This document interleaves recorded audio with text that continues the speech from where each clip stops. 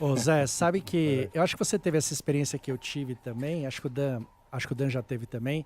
Eu uma vez aqui, na época do Deva, né, do Deva Pascovitch, do Mário Uhum, Marra aqui na CBN, eles me convidaram para ir ver um jogo do São Paulo na cabine. sim. E eu nunca tinha ido, né?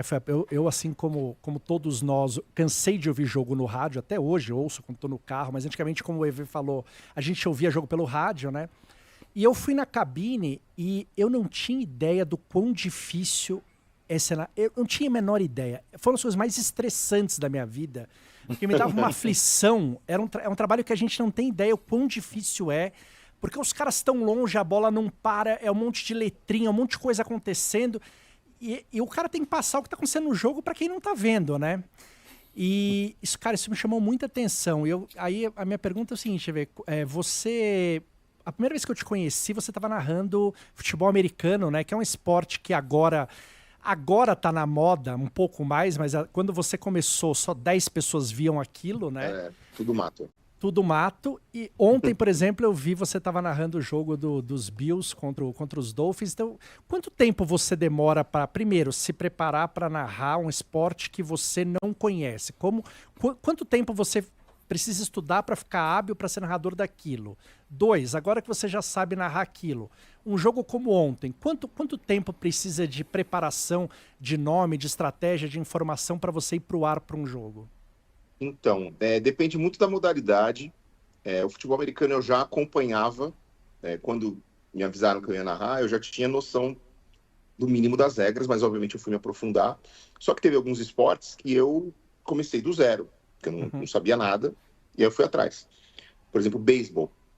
Me avisaram em dezembro que eu ia narrar a temporada que começava em março. Não, me avisaram em outubro. Aí eu fui assistir a reta final da temporada, que estava terminando em outubro, e uhum, ia recomeçar em março, que era quando eu ia assumir. E os narradores não explicavam o básico das regras. Eles falavam para os já iniciados. uhum. Uhum. Então, os iniciantes como eu quebravam a cara. E falei, cara, como é que eu não estou entendendo por que tal coisa é desse jeito e não é desse jeito. Aí eu fui atrás de um jogo de videogame. Tinha o MLB Caraca. 2006, que era um jogo de PlayStation. Eu comecei a jogar alucinadamente. Uhum. E jogando, eu comecei a entender o que eu não conseguia entender nas transmissões de televisão. E aí eu pensava, falei, não, peraí, eu vou falar, fatalmente vai ter gente passando pela minha transmissão em março que nunca viu o esporte. E Uhum. se ela não entender, ela vai bater na parede e vai desistir. Eu vou ser mais Uhum. didático. E eu Uhum. eu não tenho vergonha nenhuma, não tive nenhum pudor em ser didático, mas tentar equilibrar entre falar para o iniciante e falar para o já iniciado. Uhum. E aí conto muito com o comentarista para isso também. Ciclismo foi um outro curioso, porque eu estava no meio da Copa de 2006, a Copa da Alemanha, mas eu estava aqui no Brasil, na retaguarda, fazia alguns jogos daqui, apresentava alguns programas e tal. Aí, no meio da primeira fase da Copa, meu chefe me chama e falou, vem cá, daqui 10 dias começa o Tour de France, e nós vamos transmitir, é você nessa. 10 Aí eu falei, dias. daqui 10 dias. Aí Caraca. eu falei, santo Deus, e agora? Aí,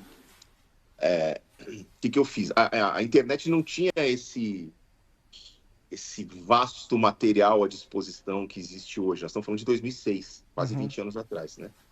O que existia de comunidade, de rede social na época era o falecido Orkut, que Deus o tenha. Nossa, Orkut. Eu Tinha muita procurei comunidade comunidades. lá, é? Então, eu procurei. Tinha aquela comunidade, como é que é? Eu quero Yakult de 2 litros. Aham. Comunidade bizarra. Né? Aham. Odeio ir ao banheiro fora de casa, coisas do tipo. Eu fui procurar uma comunidade de ciclismo em português, me apresentei, falei, gente, aqui sou narrador da ESPN, vou narrar o Tour de France daqui 10 dias, mas não tenho muita informação. Se vocês puderem me ajudar, eu agradeço. Muita gente mandou dicas e toques e escreveu textões e compartilhou links e tal. E eu tenho um amigo que vocês conhecem, é um jornalista, é o Bruno Vicari da ESPN. Ele Sim. tinha sido meu estagiário na Jovem Pan. E ele sempre foi fanático por ciclismo. Aí eu liguei para ele e falei, cara, vamos almoçar? Vamos. Aí eu cheguei lá no restaurante com um caderno. Falei, faz de conta que eu sou uma criança de 6 anos, explica ciclismo para mim. E aí foi o tempo que eu tive e o contato com o comentarista também, que era um especialista, para começar as transmissões de ciclismo. E deu certo, mas assim, Nesses primeiros dias de ciclismo, as pessoas entravam em contato com a gente por e-mail. Aí um dia me mandou um e-mail o Petit da DPZ, né, do Alibi Petit Zaragoza. O Petit era fanático por ciclismo, porque ele era catalão, se eu não me engano. Ele falou, cara, eu tô baixando o áudio das transmissões da TV Sank da França, prefiro ver com vocês e tal. Eu falei, puxa, graças a Deus, acho que deu certo. Agora, respondendo à pergunta de quanto tempo de preparação, para o futebol americano são 5, 6 horas, porque é um jogo que para muito. É um jogo de 60 minutos, só que ele leva 3 horas para passar. Sim. Porque o relógio para.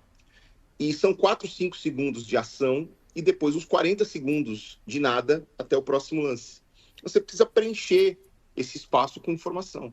E são 53 jogadores de cada lado, então dá muito trabalho, assim, são uns bons 2, 3 dias. Futebol americano e beisebol, né, é dificílimo porque também tem 7.412 regras, né? Até para quem vê todo dia acontece um lance que você fala, pô, mas isso aqui não pode, assim, você nem...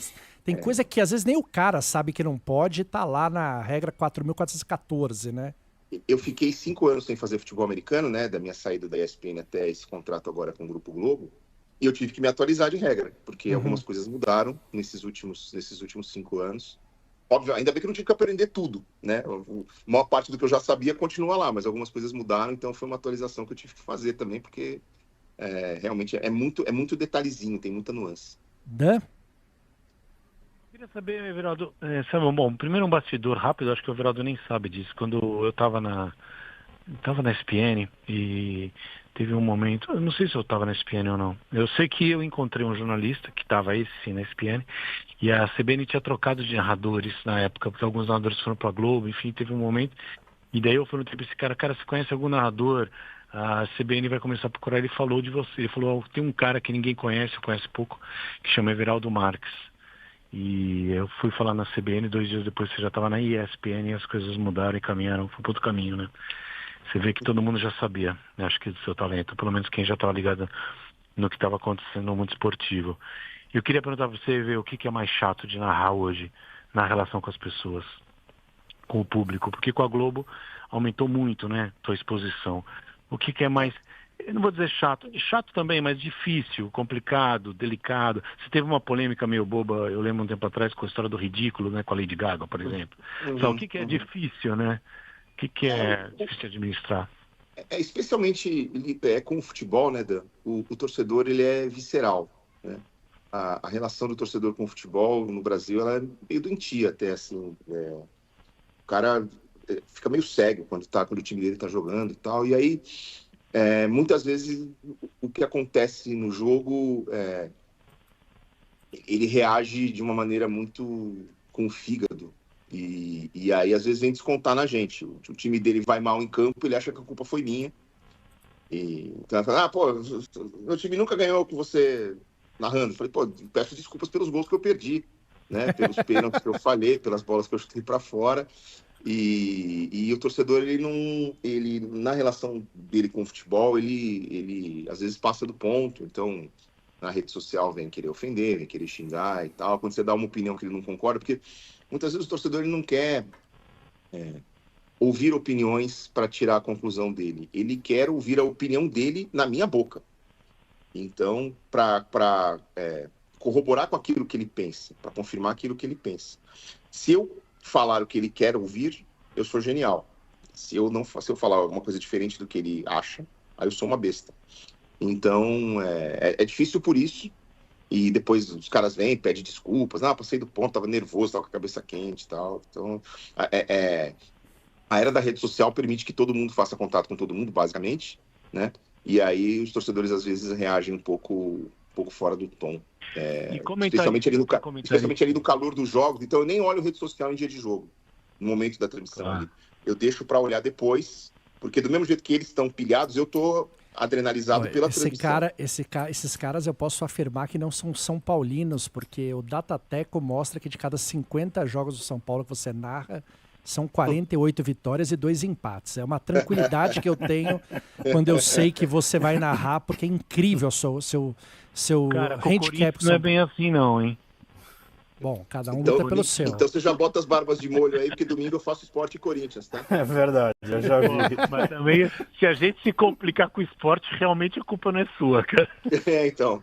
Né? Se alguém te culpar pela situação do Corinthians, você pode... Se bem que domingo o Corinthians está sem o Memphis. E o Guinegão, né, que é o novo herói da vez, está suspenso. Então vai ser. O Martínez volta, pelo menos, então vamos ver. Mas eu não tenho nada com isso, tá?